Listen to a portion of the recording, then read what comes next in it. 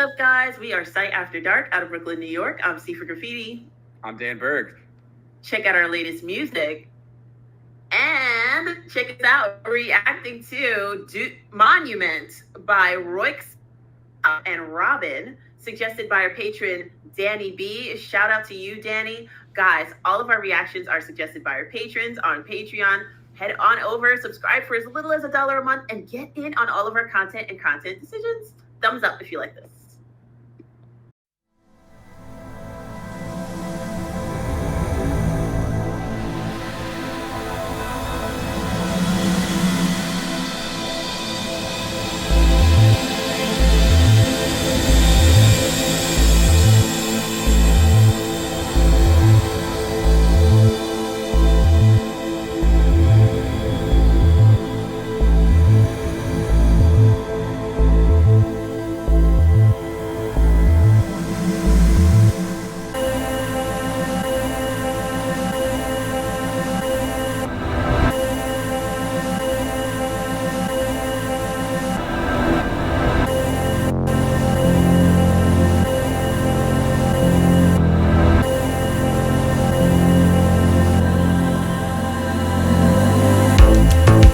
Make a space for my body. Dig a hole, push the sides apart. This is what I'm controlling. It's a mode, the inside that I carve. This will be my monument. This will be a beacon when I'm gone.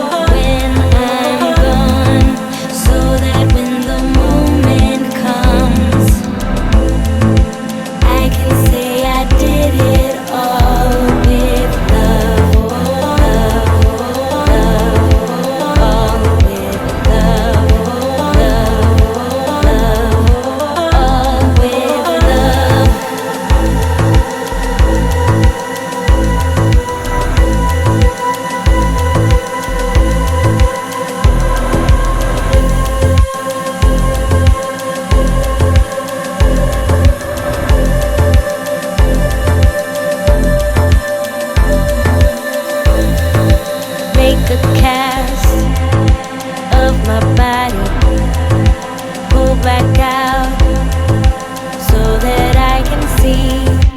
Let go of how you knew it. Let go of what I used to be. I will let this monument represent a moment of my life, life, life of my life, life, life of my life. I will let this monument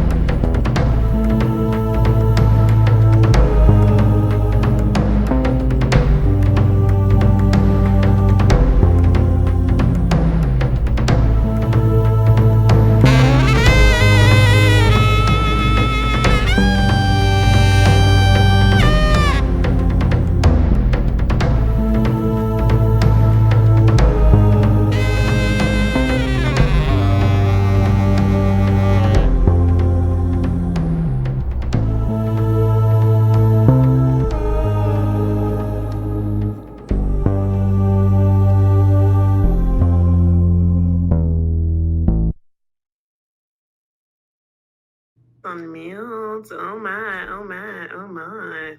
That was cool. Yeah. Wow. That was not what I was expecting at all. Me neither. Me neither. The first thing I thought, I was like, wow, this is so Euro. People that I scholarly refer to as people from over there. People from over on the other side of the lake or whatever.